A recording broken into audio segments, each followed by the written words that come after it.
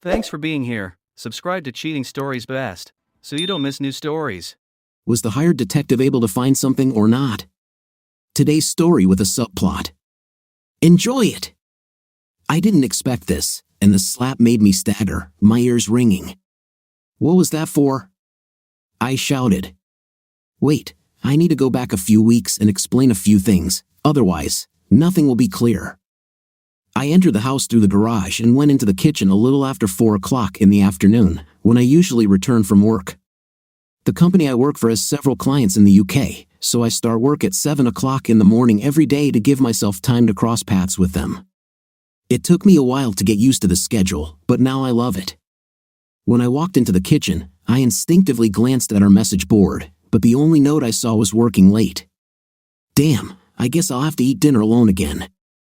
When Ann and I were first married and living in that small apartment, we hung a chalkboard on the kitchen wall to coordinate our schedules. When we bought the house, we continued this tradition. At first, we left each other embarrassing love notes. I remember leaving her a message one day, "I can't wait to get home from work, Cookie. I already miss you." When I got home that afternoon, she texted, "I miss you more. And don't call me Cookie." We first met in a small bakery, and that's when I started calling her Cookie. Now that she was successful, she didn't want others to know my nickname for her, but it was hard for me to break the habit. Yes, I know that the notes and the nicknames sound a little saccharine, but they meant a lot to me, especially now when the syrup in our relationship seemed to have lost its sweetness. Lately, I've been lucky if I can find a quick message about what she'll be doing and when she'll be coming home, or, as today, simply working late. I'm not naive. I know that even the most brilliant gems lose their sparkle over time, and that routine and familiarity can dull the spark of new love. But over the past year, I've felt that it's not just routine that's changing in our relationship. It wasn't just that we stopped leaving love notes for each other, it got to the point where we almost never spent time together. My work schedule was part of the problem, of course.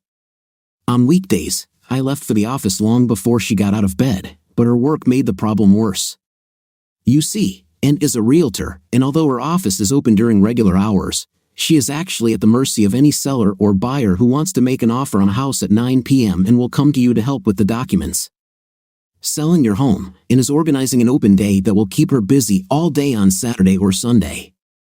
You get the picture. But that's not all. 2 years ago, Ann decided to run for a seat on the city council in our district. I did my best to dissuade her, but her friends and colleagues continued to encourage her. I wasn't too worried at the time because our longtime counselor got 2/3 of the vote in the last election. But midway through the campaign, his wife suffered a stroke, and he withdrew his candidacy to care for her. Before I knew what was happening, my wife took a seat on the city council. This, of course, led to a new burden of responsibility for her. It wasn't just the monthly council meetings. Soon Ann also began meeting with constituents, participating in task forces, and doing everything that elected officials do. When I stood at the hotel podium with her on election night and saw how happy she was with her new responsibility, I was proud of her success. I was happy for her. But as the weeks passed, the time we spent together continued to dwindle. When I tried to raise the issue, she became defensive, accusing me of being jealous and not being supportive. This would all be bad enough, but over the past year, I have noticed a change in her attitude. It wasn't just that she seemed colder to me lately. When we were together, I felt her condescension bordering on contempt. Nothing explicit, understood, just a feeling that I had. With so much time spent alone, I've been thinking a lot about our situation. No wonder it sent me to a bad place. I was irritated at the loss of time together and resentful of the demands on her that stood between us. I still remember one evening when we began to show tenderness to each other. We had just gone to the bedroom when the phone rang. You guessed it, it was one of her real estate clients with an emergency that she needed to solve. Even today, it still irritates me. But to be fair, I also remember one time I had to cancel our weekend plans when one of my company's largest clients experienced a network outage. Now, I was sitting at the kitchen table, trying to figure everything out. Maybe I'm being unfair to Ann. Maybe I'm just jealous because other people need so much of her time. But as a network engineer, I've learned to identify problems based on seemingly minor symptoms, and my instincts tell me that there are more factors at play here than I have considered so far. It wasn't just our crazy schedules that caused me discomfort, it was her attitude towards me. When she first became a counselor, she was so eager to tell me everything that was going on in the council and in the mayor's office. But now, she never mentions it. Was it that the newness had lost its appeal, or had she decided that I was simply not worth talking to? This thought really stung. Suddenly, a dark thought struck me. What if she was having an affair? I immediately rejected such a vile idea. My cookie would never deceive me. But I couldn't get rid of this thought because it seemed to answer many of the questions I had. What does she really do all those evenings when she works late? She could be dating clients, but she could also be seeing her lover. Why doesn't she tell me where she's going anymore? Because she just doesn't care, or because she doesn't want me to know? Why is she so condescending to me when we're together? Maybe she despises me now that I have become her involuntary cuckold. The longer I sat and thought, the more I plunged into the abyss of suspicion. I had to do something to stop this train of thought before I did something stupid and irreversible. So, I got up from the table, put on my old work clothes, and took out the lawnmower. I worked on our lawn until it was too dark to see. Physical exercise helped a little. I still couldn't help but think about the situation, but I calmed down enough to come up with a plan of action. When problems start to arise on the network, the first thing I do is run a series of tests to find the cause. I need to do the same with my marriage, diagnose and find out what went wrong. Over a dinner of leftovers, I thought about what diagnostic tools I could use. I'm very familiar with the many electronic wonders that make it easier to spy on someone, but the more I thought about it, the more complex the problem seemed. Of course, I could install microphones and cameras around the house, but with so little time and spent at home, it would hardly be useful. I was worried about the time she spent away from home. I thought about putting a tracker on her car, but what's the use? Between property showings and board meetings, my wife was on the move more often than not. Is there parking at the hotel she always attends? Dinners and meetings were often held in hotel conference rooms. Miniature recording devices? Trying to listen to all the phones she uses? Nothing seemed promising. I knew the answer but didn't want to use it because I thought it would be expensive. But hiring a professional was clearly the right decision. So, I sat down at the computer and started looking for detective agencies. Well, that didn't help. There were dozens of them. Some had ratings, but I became quite skeptical of online ratings and user recommendations. It's too easy to fake them. Is there a section on Craigslist for detective agencies? Angie's List? Crap. Then, further in my search, I noticed a post about a Channel 9 news story. When I clicked on it, I discovered they had done a story about local detective agencies a year ago. Channel 9, huh? I studied with Amy Howard, a girl who is now the station's news director. We even dated for a while in college. It wasn't serious, but we parted as friends. I called her. Hi, Amy, long time no see. Any chance you could have a beer with me after work today? She was pleasantly surprised to hear from me. I think I can get out, Dave. It's a quiet news day, so unless something big happens, I'll be there. When she walked into the bar, I remembered why I was attracted to her. She was still as attractive as when we were dating, but now she had the confident style of a successful professional. It suited her. We chatted for a while, discussing mutual friends and our lives after college. Eventually, I subtly changed the subject. Didn't you do a story about local detective agencies a while ago? She looked at me shrewdly. Oh, Dave, I'm so sorry. I was wondering why you didn't mention it. Are you looking for a recommendation? I hung my head and nodded. She thought for a moment. Given your wife's position in the city, I would avoid large agencies. They have more employees, which increases the likelihood of someone gossiping. Understandable, I said. And you probably don't need a single-member agency because getting what you need at the right time can be a challenge. It's difficult for an owner to juggle more than one or two things at once. I nodded. That made sense too. So, if you're looking for something in between, we've gotten good reviews about the Master and Agency. They're not the cheapest in town, but clients we've spoken to say they're thorough, professional, and get results in a reasonable amount of time. She paused. Dave, the private investigator business is a little dirty by nature, but you could do a lot worse than going to Masterson. It seemed reasonable to me, so I thanked her. But when I got up to leave, she reached across the table and squeezed my hand. I was glad to see you, Dave. I hope you succeed. Keep me posted. I promised her that I would. On the way home, I thought about our conversation. Damn, so much for keeping my family problems a secret. I just hope Amy will be careful. Her recommendations still seemed reasonable. The next day, I called Masterson's agency to set up an appointment. As luck would have it, the woman I spoke to said I could meet Mr. Masterson himself if I could come in the morning. I'll be there, I promised. Surprisingly, I returned home on time that evening, and we had dinner together for the first time in days. Considering what I was about to do, I was nervous about having to carry on a conversation with her, but there was no need to worry.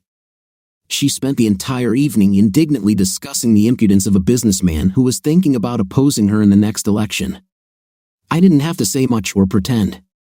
The next morning, I got up early and skipped breakfast to avoid being late for the meeting. After leaving a note for Ann on our message board, I got into the car and drove downtown. To my surprise, the traffic was light, and I arrived earlier than expected. I double-checked the address of Masterson's agency and realized it was located next to my favorite coffee shop, Stranger Brew. When this place opened 10 years ago, there was a lot of talk about the name and its meaning. Some people believed it reflected the unique blend of homemade coffee. Others swore that the new owner was a former hippie with a sense of humor. But I checked the records at Town Hall and discovered the owner's name was Joe Stranger. Either way, Stranger Brew was much better than the big coffee chains, in my opinion. Apparently, I wasn't the only one who liked this place. Even at this early hour, I was lucky to find a place. As I sat sipping my coffee and eating my breakfast sandwich, suddenly there was a commotion at the table next to me. I looked up to see a large, red-faced man yelling at a young Hispanic woman sitting alone. "Are you finished yet? What right do you have to occupy a table when other people want to sit down?" The young woman sat silently, clearly stunned by the man's sudden outburst. This seemed to anger her accuser even more. "You're a damn Mexican, aren't you? I bet you're illegal. First, you come and take our work, now you occupy a table in my cafe. Why don't you swim back home across the Rio Grande where you belong?" He reached out and knocked her coffee onto the floor. I stood up and walked over, before I could think, standing between the woman's table and the man's. "Why don't you leave her alone? She was here before you and has every right to this table. You need to buy her a new cup of coffee and apologize for the insult." The man's face became even redder, and I braced myself, expecting him to attack me. But his eyes suddenly shifted to something behind me. When I looked back, I saw the owner standing there. Joe isn't a big guy, but he was holding a snub of a pool cue. "You," he barked at my opponent, "leave my cafe and don't come back. You have no right to try to bully one of my clients, and I certainly don't need your business." I thought the man would decide to start a fight, but he looked at Joe's cue, then back at me, and finally decided not to risk it. "Okay," he shouted as he left the cafe. "I'm glad to leave. This place sucks anyway." When the noise died down, I turned to the shocked woman. "I'm so sorry this happened, Mississippi. Can I buy you another cup?" The woman looked at me shyly. "You don't know me. Why did you do this?" I shrugged. "I don't know. I guess I hate bullies and racists." She smiled and extended her hand. "Well, I'm Maria Elena Alvarez, and I'm very grateful for what you did. There are many people who don't share your feelings, and even fewer who will step in to help a stranger. Please, Maria Elena, I'm David Davis, and I was just glad to be able to help." Joe immediately returned with 2 cups of coffee. "I brought a fresh cup for each of you. I apologize for what happened, and I hope that you will feel comfortable coming here in the future." We assured him that we would be back, and then Maria looked at me. "Do you mind having coffee with me? This will free up your table for others. If you'd like some company, I'd be happy to join you." I sat down with her, and we started chatting while sipping hot coffee from paper cups. She shook her head sadly. It was only by chance that I ended up here. I'm starting a new job nearby and came early so as not to be late on my first day. She took another sip and looked at me. Do you come here often? Not as often as I would like. Actually, I have a meeting this morning about some, personal matters and I didn't want to be late either. She nodded and then looked at her watch. Actually, I should probably go. She stood up and extended her hand again. Thank you again, David, for coming to the rescue. It was nice meeting you, and I won't forget what you did. I shook her hand and watched her walk out the door. After taking another sip of coffee, I decided it was time to go.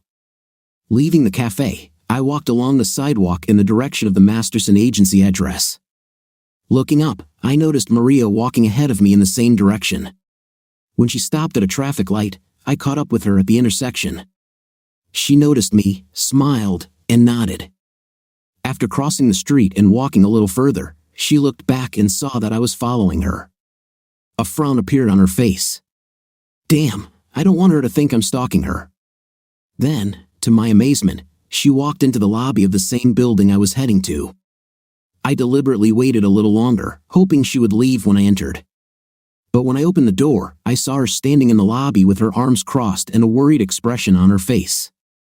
Listen, she said as I approached her hesitantly, I really appreciate what you did in the cafe, but that doesn't mean you have the right. No, I interrupted. I promise I'm not stalking you, at least not intentionally. I just have an appointment in this building. She looked at me skeptically, then turned and walked towards the elevators. I followed her, and when the doors opened, I entered as well. She pressed the button for the 4th floor and then turned to me questioningly. I'm going to the 4th floor, I said helplessly. She frowned again but didn't say anything. I stayed behind when she left on the 4th floor, but she started walking down the hallway in the direction of the Masterson Agency. As I slowly followed her, she turned and frowned suddenly. As we approached the door marked employee entrance, understanding dawned on her face, and her frown disappeared. She stopped in front of the door and turned to me. Good luck with your endeavors, David. Now I understand. I nodded to her. Thanks and good luck with your new job, Maria. When I walked into the agency's main entrance, all I could think was, damn, now she understands pretty well why I'm here today. Now 2 people know that I need a detective. After giving my name to the receptionist, I was soon ushered into Bradley Masterson's office. Well, Masterson said. I don't know how good the agency is, but at least I'm meeting with the main guy, and that means something. If anyone fits the Masterson name, it would be him. He really looked commanding. I'm a little taller than average, and when he stood up, I had to lift my head to look at him. Plus, he was built like a defensive lineman. I felt a little intimidated when we shook hands and I began to explain why I came to him. He quickly put me at ease with his professionalism. Skillfully, he walked me through a series of questions about my wife, my suspicions, her habits, and a number of other factors I probably wouldn't have thought of. This guy really knows his stuff.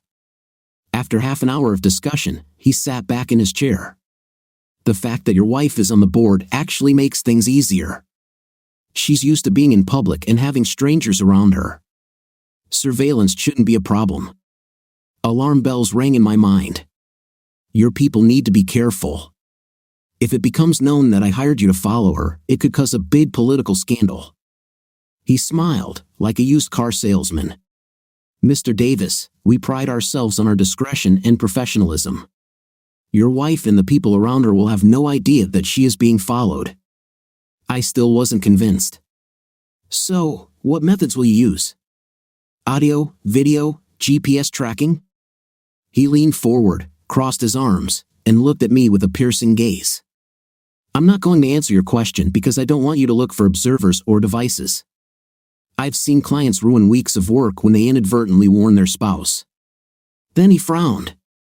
Moreover, I don't want you to try to do any surveillance on your own. You should follow your normal routine for the next 2 weeks and behave completely normally around your wife. We are professionals. We don't need help and certainly don't need amateurs getting in the way. Clear? I shrank in my chair. Absolutely. Then it dawned on me that he had said something else. You said 2 weeks. Do you think you can get what you need in just 2 weeks? He relaxed and smiled again. You told me that you have noticed a change in your wife's behavior over the past 6 months. This tells me that if she really is having an affair, it is now in its hottest phase. She will want to see him or her as often as possible. At the same time, she is confident that everything is working out for her. I fully expect that we will be able to give you a final answer in 2 weeks. At the very least, we will be able to alert you to any suspicious behavior that requires further monitoring. I couldn't help but be impressed. Not only did this man seem to have the necessary skills for the job, but he was also a good judge of human nature. I think I picked the right diagnostic tool for the job. Okay, I'm convinced. How much is it? Without blinking an eye, he named the amount, which made me wince. I know this seems like a lot, he continued smoothly, but remember, we will be using a lot of people, cars, and expensive electronic equipment. More importantly, we will provide you with answers. You've already told me how unbearable the unknown is. How much is your peace of mind worth? He was right. I took out my checkbook. The next 2 weeks were very uncomfortable for me. I'd never paid much attention to myself, so I didn't know what my normal was. Did I look suspicious? Was I showing too much interest in my wife? Was I asking too many questions or too few? But it soon became obvious that it didn't matter how I acted around her and treated me with the same level of indifference that she had been showing me for months. When I tried to ask her about work, she acted as if she was doing me a favor by answering. It was also clear that she believed I would not understand her work on the council anyway. I felt more like a nuisance than her husband. What caused me so much pain were the memories of how our lives used to be. We had so much in common, so many shared interests, and love classes. I remember us sitting together for hours, talking about our dreams and how we could achieve them. The most painful memories were of how passionate we were for each other. We passed each other in the hallway, and the next minute, we were in bed, in each other's arms, desperate to satisfy our desires. Where did all this love and passion go? The irony is that the closer we got to our dreams, the further we moved away from each other. I knew that I was passionate about my career not only because of the financial rewards, but also because I found my work intellectually stimulating. Once again, I had to wonder if I played a role in pushing it away. But if I did, then Ann was also to blame. She did a good job as a realtor but always wanted more. Being elected to the council was a dream come true for her, but lately, she had been hinting at running for mayor. I couldn't understand why she was never happy with what she had. The more I thought about it, the more I believed that our career paths contributed to the current state of affairs in our marriage. But even with all these tensions, a little voice in my head kept warning me that there was something more that I couldn't see. Was I being paranoid, or was there really a real threat? As much as I hated spying on Ann, I came to the conclusion that I was doing the right thing. Masterson was right, peace of mind is worth a lot. Essentially, I spent 2 weeks feeling like a patient awaiting exploratory surgery. I was scared to death of what I might find out but couldn't wait for it to be over. Before my appointment, I stopped by Stranger Brew for my favorite coffee, a prisoner's last meal. While I was sitting there, I looked around hoping to see Maria Elena, but she wasn't there. Fortunately, the racist I encountered did not show up either.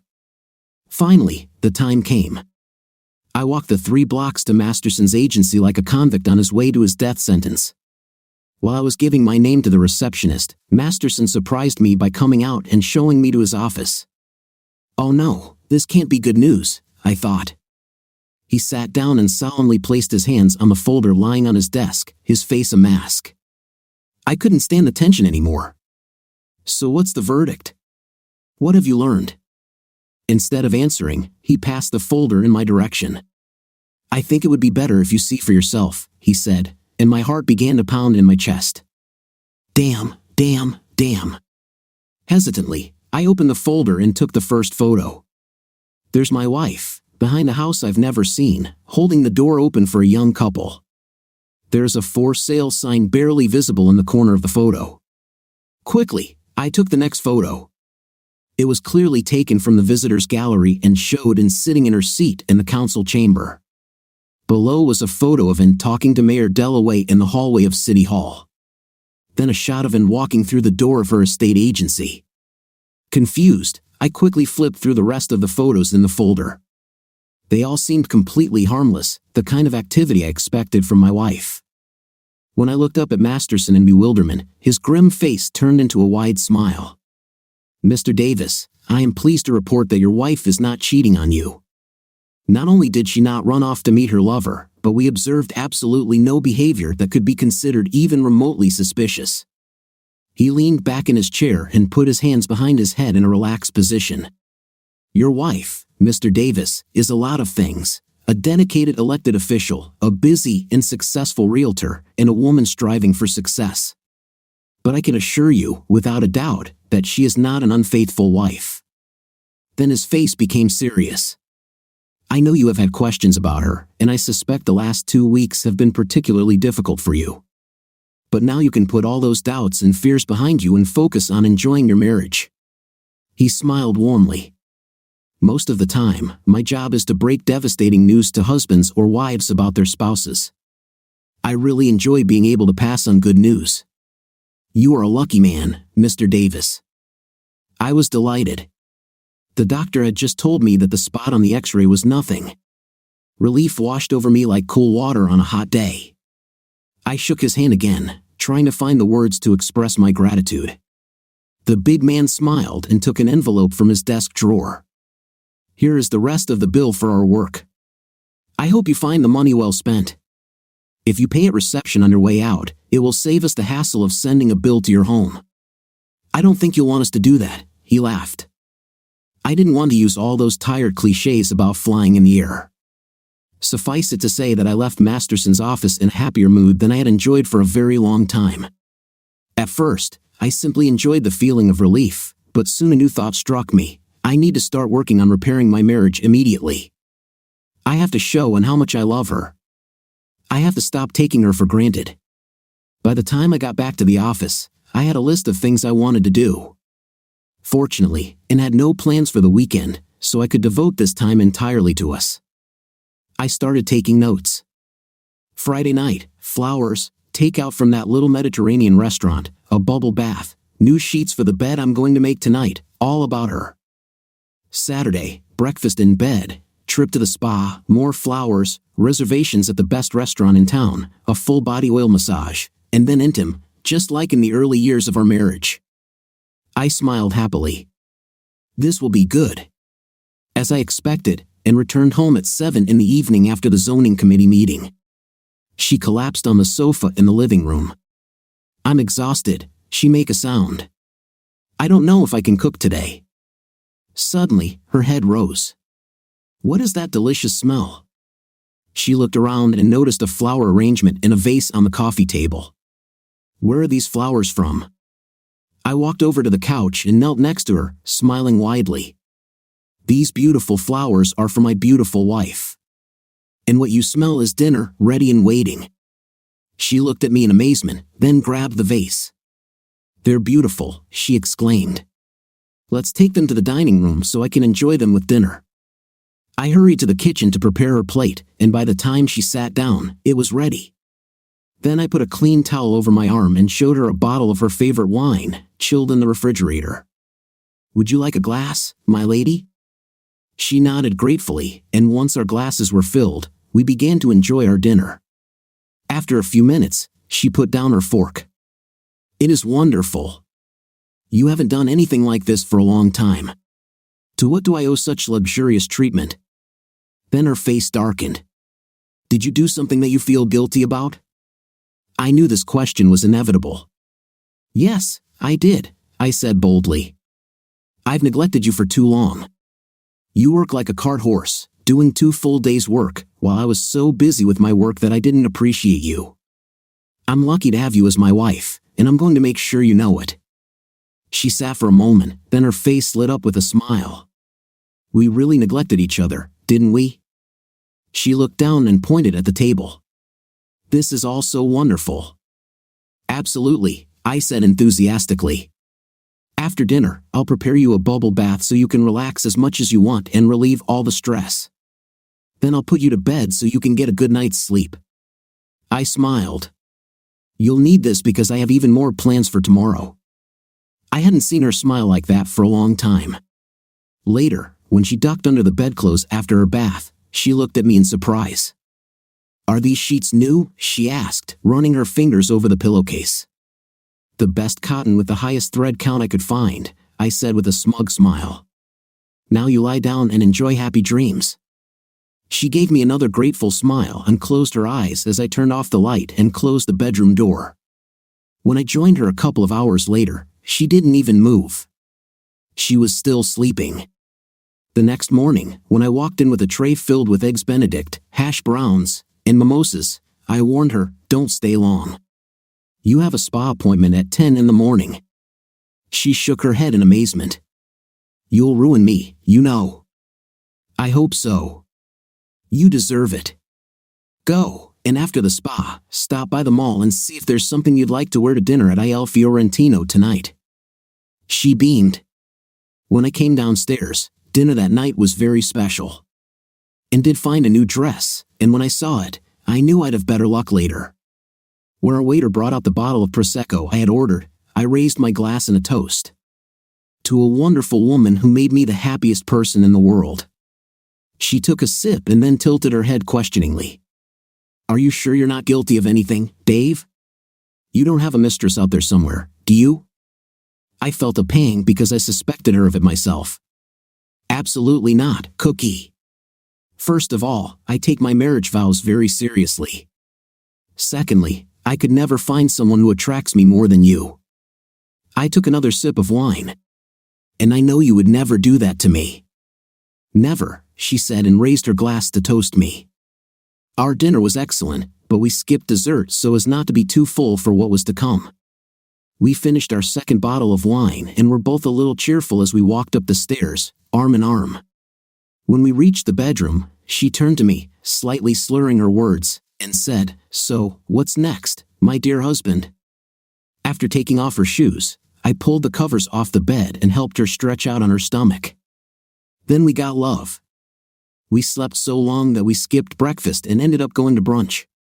I hadn't specifically planned anything special for Sunday because I wanted us to have a normal day. After breakfast, we returned home and went about our usual weekend activities. And went grocery shopping to stock our refrigerator while I mowed the lawn. Later that day, I sat down at the computer to check my email while and went to show a house to a potential buyer who had called from one of her listings. It all seemed normal and happy, like our lives together before. I was in a great mood as I drove to work on Monday morning.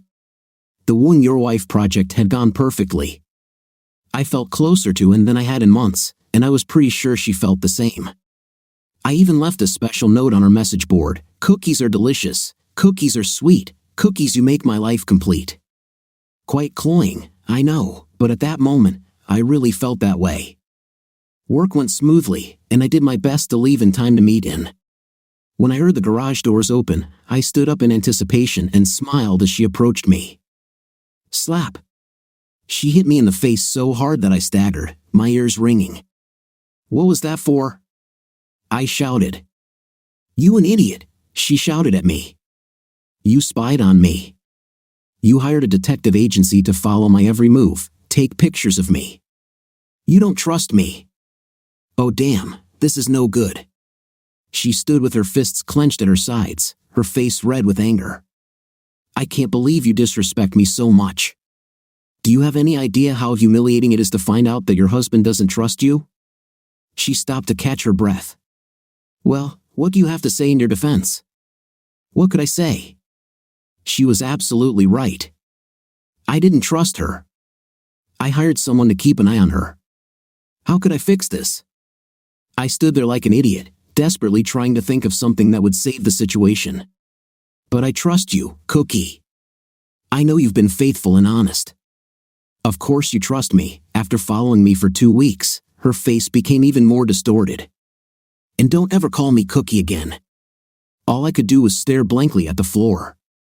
My silence only angered her more. "I guess I was right about this weekend. You were only so sweet because you felt guilty about what you did." "No, and it's not like that," I began, but she interrupted me. Well, if you didn't feel guilty, then you should have done it, she said. Tears of rage flowed from her eyes as she looked at me. I've never been treated so horribly in my life, and it was my own husband who did it. She turned sharply and headed toward the stairs. I can't even look at you right now. With these words, she loudly stomped up the stairs, and I heard our bedroom door slam shut. I sank down on the sofa, burying my head in my hands. This is terrible. This is the worst. What can I say? What can I do to make it up to her? I stood up and began to walk around the room, my thoughts spinning in my head. I didn't think flowers or candy would help now. I don't think there is any gift that I could give her to win her back. Oh, what if she finds out how much money I paid Masterson? Then she will definitely go crazy. My jaw started to hurt, so I went to the kitchen and put ice on it in a plastic bag. I deserved it. Hell, I deserve much worse. Then an even more terrible thought struck me. What if she wants to get a divorce? I really couldn't blame her. Why did I let my paranoia take over? I heard her walking upstairs and wondered what she was doing. After a while, she went downstairs and grabbed her purse, looking at me with an angry expression. She spat, "I don't want to be in the same house with you," and headed toward the door. I hurried after her. "Will you come back?" "I haven't decided yet," she said. With these words, she got into the car and drove away, the tires squealing. I stood there helpless for a minute, then decided to go upstairs to find out what she was doing. At first glance, our bedroom looked normal, but when I noticed the guest room out of the corner of my eye, I understood everything. She had taken all my clothes out of the closet and thrown them randomly on the guest bed. Everything I kept in the chest of drawers was unceremoniously dumped on the floor of the guest room. I sighed and began to gather my things to put them in the guest room. Looks like I'll have to sleep here for the foreseeable future. At least she hasn't kicked me out of the house. I wasn't very hungry, but I forced myself to eat some of the remaining food while I waited for her to return. Time passed, and I finally gave up and went to bed. After some time, I woke up to the sound of footsteps on the stairs. I sat up in bed and saw her pass by. A moment later, the bedroom door slammed shut, and I heard the lock click. I fell back onto my pillow in despair. After a night of restless sleep, I woke up early and used the guest bathroom to shower and shave. When I was finished, I quietly tried the door to the master bedroom, but it was still locked. Downstairs, I made myself some coffee, but I had no appetite, so I skipped breakfast before heading to work. I looked up and noticed our message board. I took the chalk and wrote, "I'm so sorry. Can we talk?" There was a lot more that I needed to say, but I left it like that. Luckily for me, there were no major problems at work, or I would have been useless trying to solve them. All I could think about was how to explain what I did without making the situation worse. "Honey, I love you, but I suspected that you were cheating on me. Maybe this is not the most appropriate approach. How about, now that I've fully tested you, I trust you again?" Yes, that will definitely make her feel better. After agonizing over this for most of the day, I finally decided to tell her the truth. "Honey, I was afraid that we were growing apart, and I let paranoia get the better of my judgment. It was honest, and if I added a sincere apology to it, maybe it would work." I left work a little early, planning to be at the mercy of the matrimonial court when she returned home, but my hopes were dashed when I walked through the kitchen and noticed the message board. My request was erased, and in its place were written in large letters, "Go to hell." It didn't sound promising. However, I got busy preparing a delicious dinner for the two of us. Maybe we could talk over food. 2 hours later, it became clear how stupid this plan was.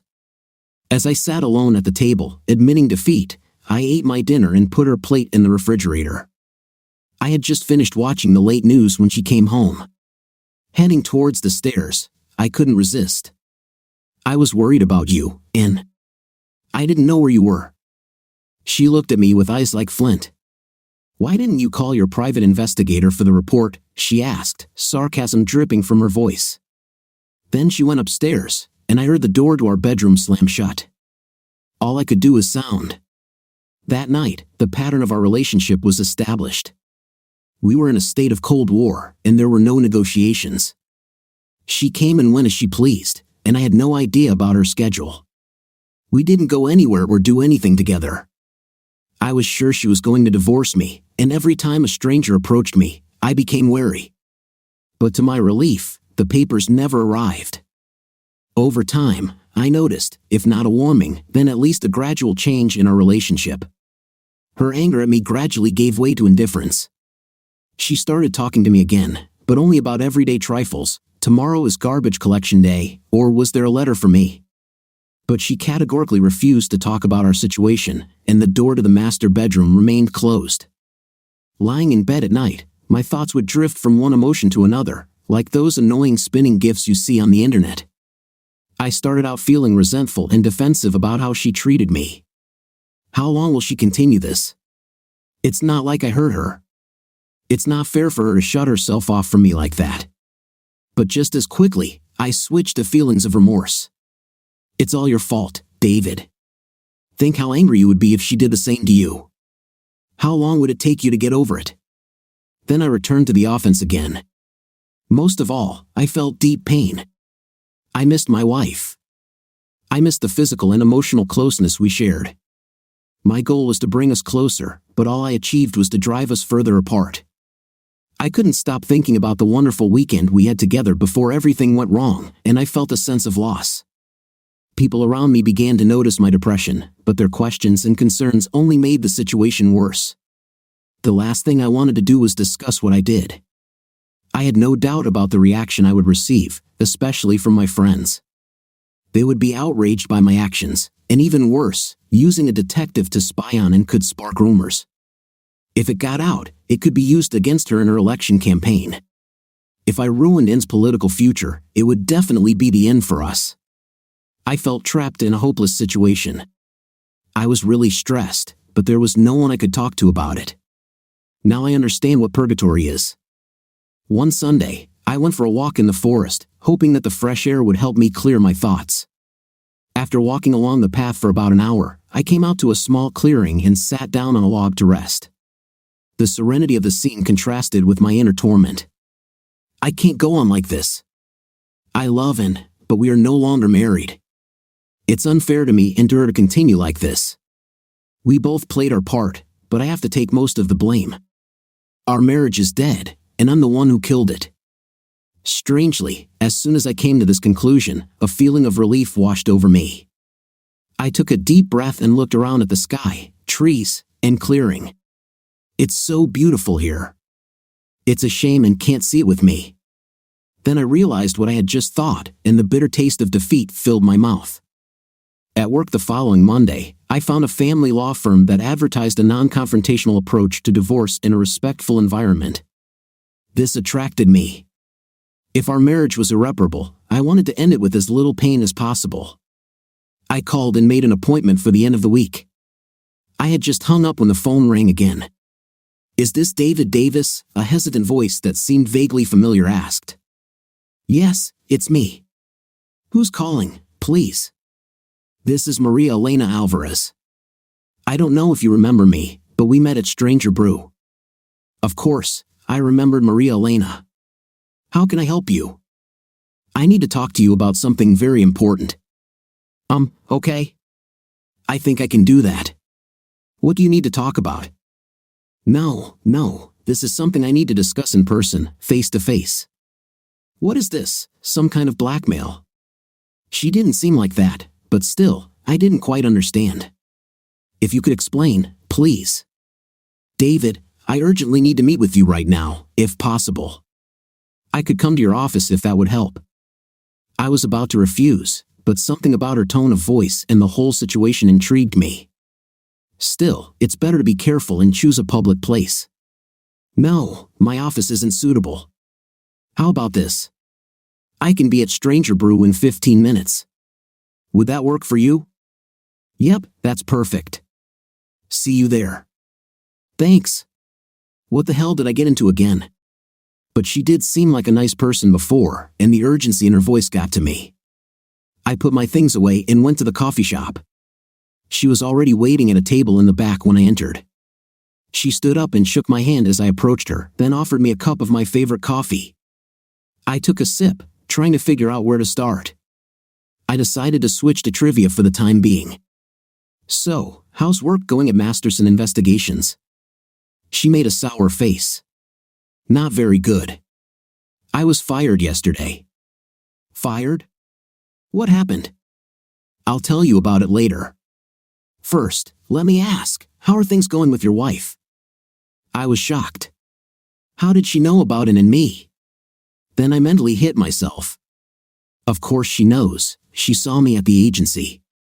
Hell, she was probably part of the team that was keeping an eye on it. At that moment, all my problems came flooding back, and I felt depressed again. I collapsed into a chair and shook my head. They're not going very well, not at all. Somehow, and found out I was hired to spy on her, and she exploded. To my surprise, all my pain and sadness came out, and I told this almost stranger the story I had been keeping inside for so long. She looked at me without expression while I told my sad story. When I finally finished, she cocked her head to the side and asked, "When you met with Mr. Masterson, did he show you surveillance photos?"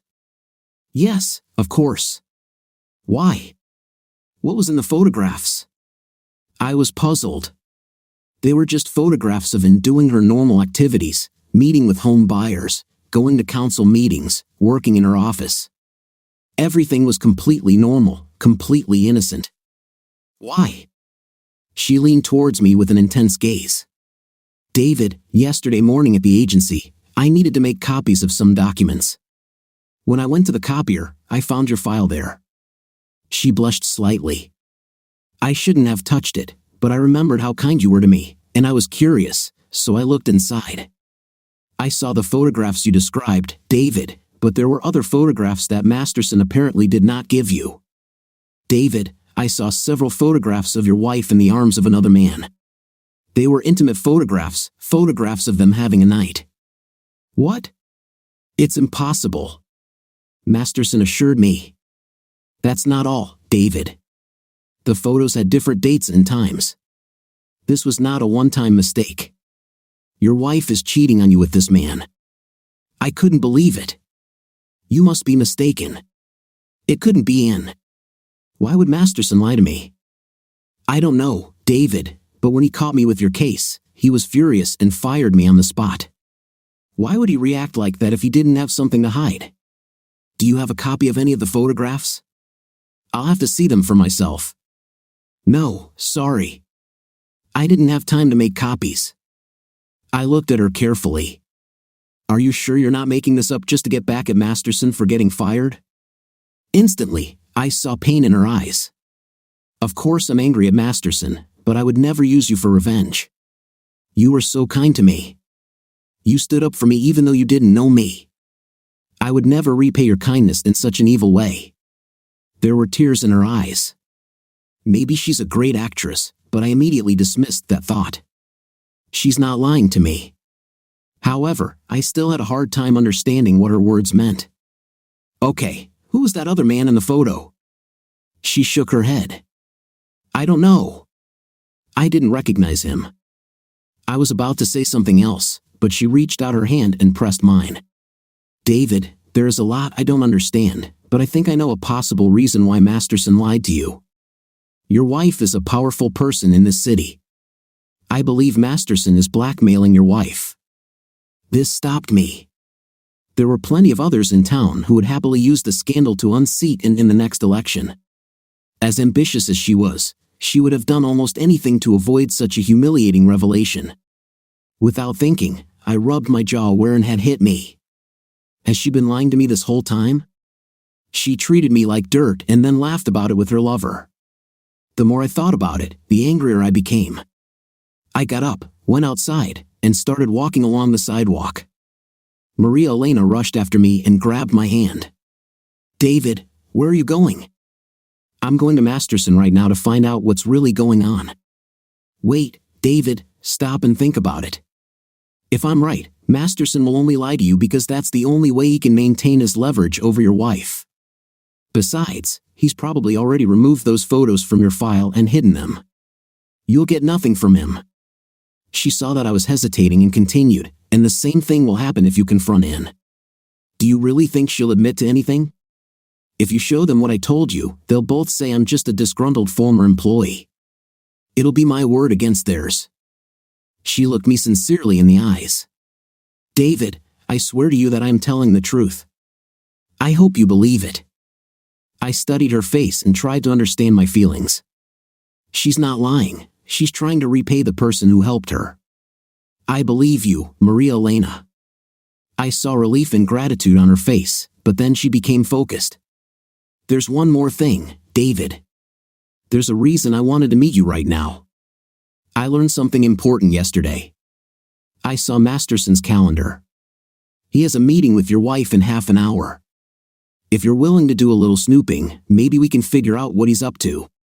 "Yes, absolutely. Do you know where they meet?" I wrote it down. She handed me a piece of paper with an address in the suburbs, 2232 Magnolia Lane. "Why there?" I muttered more to myself than to her. "This is a residential area." I shrugged my shoulders. "I'll figure it out later." "Come on," I said. "My car is parked nearby." Soon we were driving to the indicated address. I was silent, but inside, I was seething. I felt so guilty for not trusting my wife, and now it turns out I had every reason to doubt her all along. And who was her secret lover? How long had their relationship lasted? How did Masterson even get involved? "Stop," I told myself. "Wait until you know for sure that and is cheating on you." Jumping to conclusions is what led to problems before. Yes, but that's because Masterson lied to me. It was difficult to keep myself under control. "Here it is," Maria Elena shouted when I drove past the desired address. I drove another block, turned around, and came back to park on the street 2 houses down. "Damn, this is a really nice neighborhood. Whose house is this?" I asked, more for myself than for her. As we approached the house, I noticed something I had missed earlier, a for sale sign from my wife's real estate agency. Suddenly, everything became clear. That's why they meet here. "This house is empty," I said quietly but insistently to Maria Elena. "The owners moved, and she tried to sell it for months." We hid behind the tall hedge that surrounded the property and headed towards the driveway. There were 2 cars parked there. I didn't recognize any of them. "You stay here. I'll see if I can see them," I whispered. "I'll go too," she answered firmly. I shrugged. Together, we slowly made our way to the side of the house, staying out of sight behind the hedge. We heard muffled noises coming from the back of the house, and as we crept up, we saw French doors leading into what was likely the living room. We looked inside, and my adrenaline began to spike. There was an, wearing lingerie I'd never seen before, stretched out on the sofa, talking to someone we couldn't see from around the corner. Suddenly, Masterson walked into the room. I already knew he was a big man, now I found out that he was big in all places. I grabbed Maria Elena's hand and motioned for her to go towards the street. "I've never been so angry in my life," I hissed when we moved to a safe distance. "If he's blackmailing her, she sure as hell doesn't look too unhappy." "Shouldn't we take photos?" she asked. I thought for a moment and then smiled. "Oh yeah, we'll take a lot of photos and maybe get other people involved." I hurried to the for sale sign from his agency, pulled it out of the ground, and threw it behind the hedge, where it was out of sight. I then pulled out my cell phone and dialed 911. I wanted to report breaking and entering. I was walking down the street and saw 2 people breaking down the door at 232 Magnolia Lane. Yes, they are still there, probably robbing the house. If you hurry, you can catch them before they leave. I hung up without giving my name while Maria Elena looked at me with confusion, but I ignored her and called my friend at Channel 9. "Hey, Amy, are you still covering those home burglary stories? I've got a hot tip for you. There's a break-in happening at 2232 Magnolia Lane. The police have already been notified and are on their way. If you hurry, you can get some great footage." "Yes, 2232 Magnolia Lane." "No problem. I owe you one." "What have you done?" my companion asked. But I waved her question aside. "Let's go back and take those photos." When we returned to the French doors, and was still engaged in an intimate encounter with those men. To our surprise, another without anything man emerged from somewhere in the house. Maria Elena grabbed my hand. "It's the man from the photographs," she whispered. "Do you know who he is?" I nodded angrily. "Oh yes, I know him," and introduced him to me at one of her political functions. He is none other than Harold Hartfield, head of our city's zoning commission. Suddenly, Maria Elena pulled me away from the door and pointed to the end of the driveway, where a patrol car had just stopped. Together, we ran towards them. "We just saw them, officers," I panted. "They're still inside. If you hurry, you can catch them." The senior patrolman looked at his partner. "There are 2 cars parked there, and I don't see any signs of forced entry." Then he looked at me suspiciously. "Are you sure there's a crime going on here?" At that moment, the Channel 9 news van pulled up, and a reporter and cameraman jumped out to join us. "What's the matter? Did we manage to film anything interesting in time?" the reporter asked. Just then, we heard a loud female scream that seemed to tremble at first before turning into an agonized sounds. "Oh my God!" I shouted. "He's killing her!" Both policemen looked at each other in panic. Then and screamed again, this time even louder. "Let's go, go," the first policeman shouted, drawing his gun and rushing to the front door with his young partner hot on his heels. They both burst through the front door and disappeared inside. "Start filming," the reporter shouted to his cameraman. He then turned his back to the house and began speaking quickly into the camera. "Behind me is a house at 2232 Magnolia Lane, where police are investigating a suspected break-in. We just heard wild screams coming from the house, and the police went inside to investigate." He had hardly finished speaking when sounds of terrible disorder began to be heard from inside the house. It was like an old-fashioned movie fight, but it was a real fight. People were screaming, and we heard the sounds of furniture being broken and dishes shattering. The cameraman focused the camera on the house just in time to see the commissioner rush out the front door completely without clothes. My wife was running right behind him, equally without anything. "Wait, wait for me," she screamed as Harold opened the door of one of the cars and started the engine. Once she was inside, he put the car in reverse. He then slammed on the brakes to avoid crashing into a patrol car parked at the end of the driveway. In desperation, Hartfield put the car into gear and drove onto the lawn. He sharply turned the steering wheel, tearing up huge chunks of turf, and tried to break through the hedge. He almost made it, but thick branches slowed the car down and raised the rear axle so high that the wheels spun helplessly in the air. The reporter immediately recognized the 2 politicians. He showed this to the cameraman and hurried to the locked car. "Commissioner Hartfield. Councilwoman Davis. Could you please explain to our viewers what you were doing together in this house? Oh, and where are your clothes?" The commissioner refused to talk, and when the reporter continued to insist, Harold rolled up the window. The camera continued to film as the 2 people inside the car did their best to cover their without anything with their hands and cursed at each other. The cameraman then raised the camera and focused back on the house. Now, Bradley Masterson emerged from the house, crouched and without anything, his hands cuffed behind his back. The 2 policemen who led him outside also looked a little worse for wear.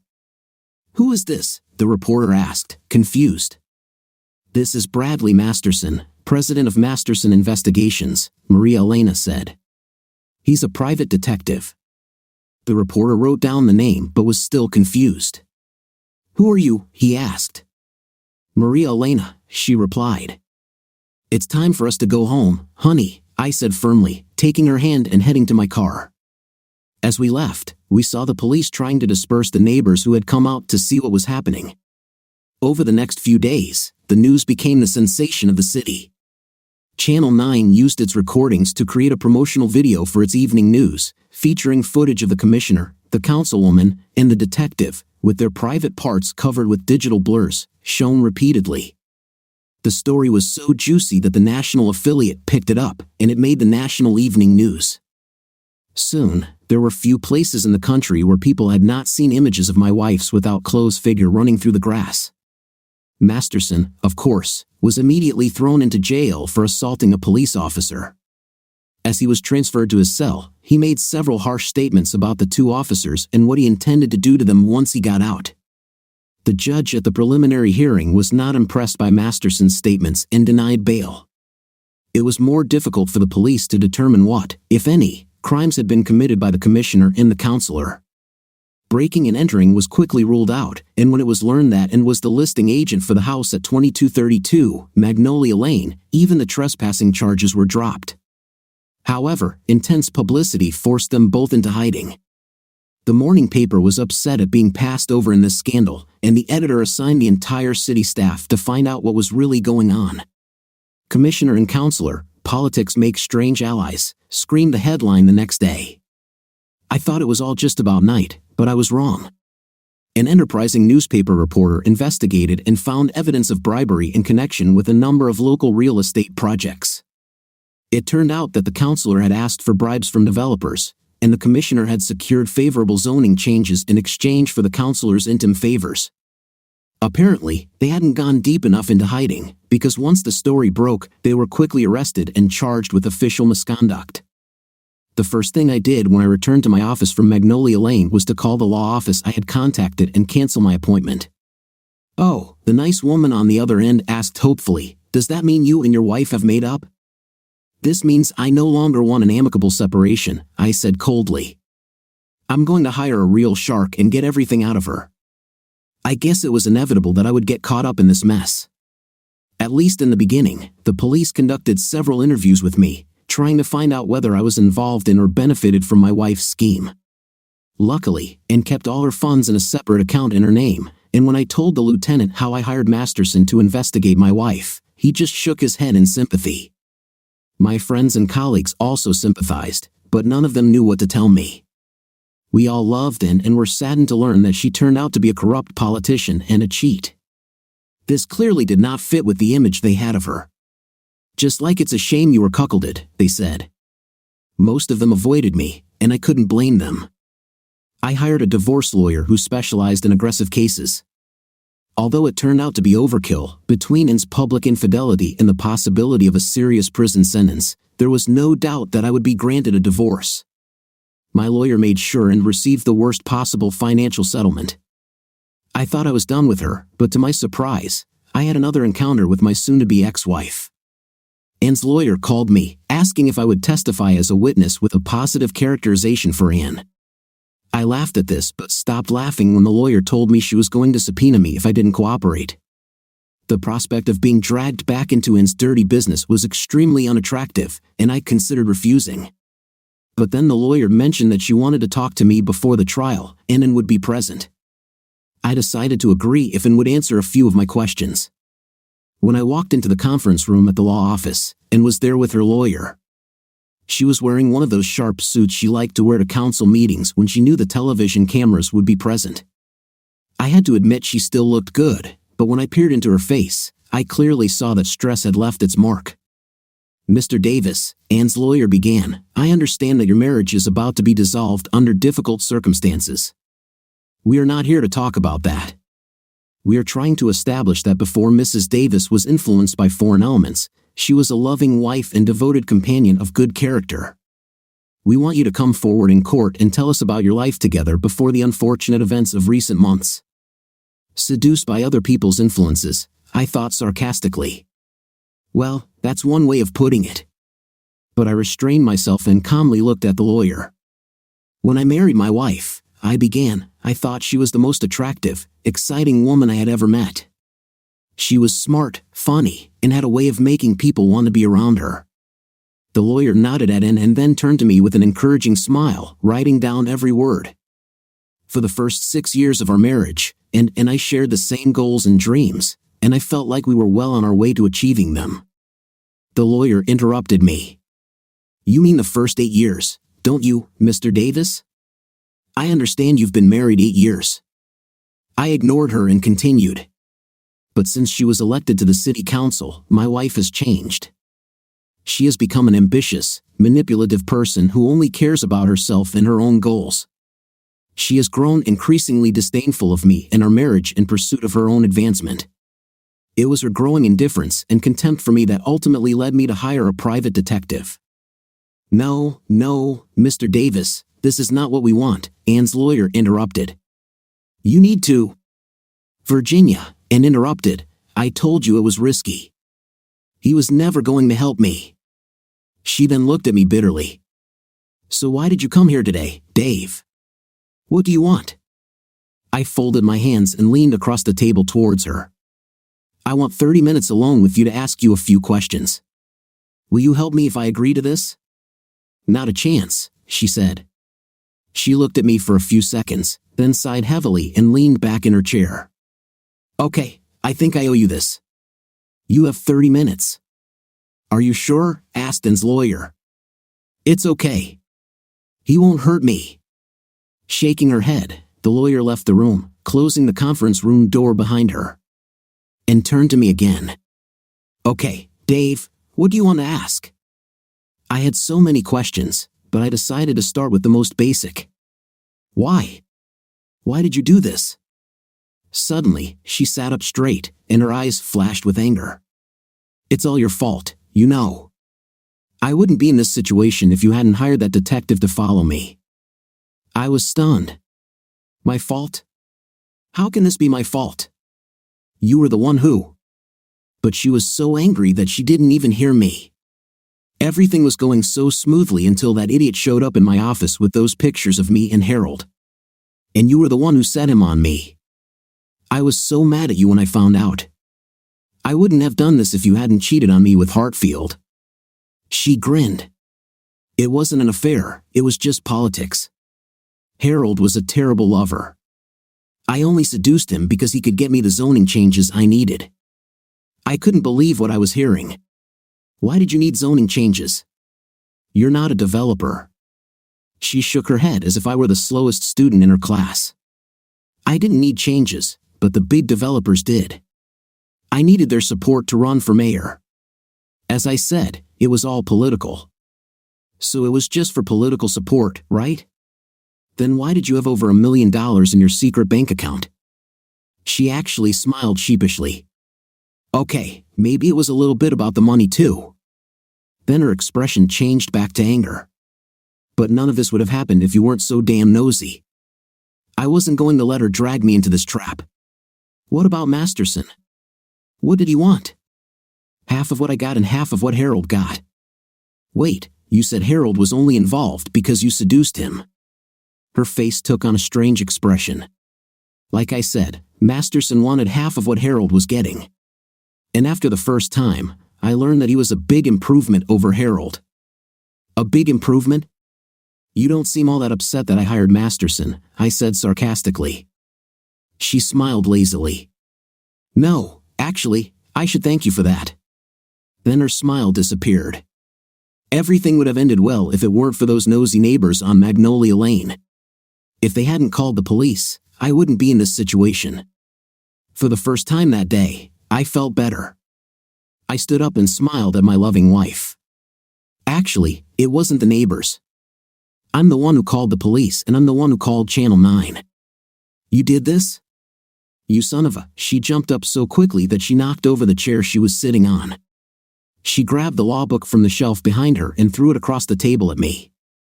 She was about to crawl over the table to get to me when her lawyer burst into the room and grabbed her arm. Calm down, Anne. Calm down. You can't do this. I'm sorry, I said as I walked out the door. I won't be able to be a witness for your client. Then I turned back. Enjoy your time in prison, Cookie. Ultimately, Masterson pleaded guilty to a lesser charge of assaulting a police officer in exchange for testimony about the bribery scheme. In addition to the prison sentence, he also lost his private investigator license. Of course, Hartfield received a shorter sentence because he did not take the money, but he lost his job, his wife, and his reputation, and was never seen in town again. I decided that this scoundrel got what he deserved. I deliberately avoided all news about Anne's trial, partly because I didn't care what happened to her and partly because I wanted to be able to claim I didn't know if anyone asked. But one day, while at Stranger Brew, I happened to notice a newspaper with a story about her conviction. I couldn't resist reading it. I learned that Anne received 3 to 5 years in state prison and a $125,000 fine for soliciting illegal compensation.